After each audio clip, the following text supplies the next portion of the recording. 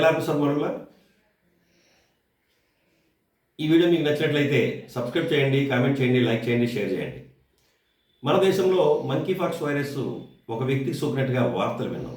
అయితే ఈ monkey pox virus 1958లో డెన్మార్క్లో బయటపడింది. తర్వాత 70లో కాంగోలో బయటపడింది.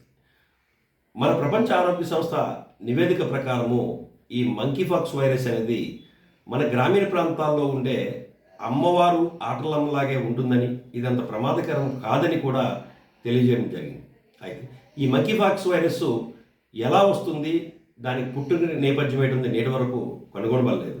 అయితే లక్షణాలు మాత్రం జ్వరము, తలనొప్పి, ఒళ్ళు నొప్పులు, బొబ్బలు, అలాగే కొంత దురద కూడా ఉంటుందని చెప్తున్నారు.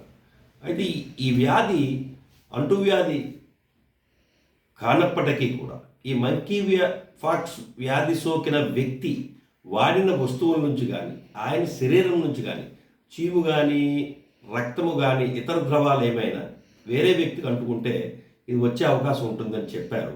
ఇది గాలిలో సోకే వ్యాధి కాదు, అలాగే ప్రాణాలు పోయేంత భయంకరమైన వ్యాధి కూడా కాదు.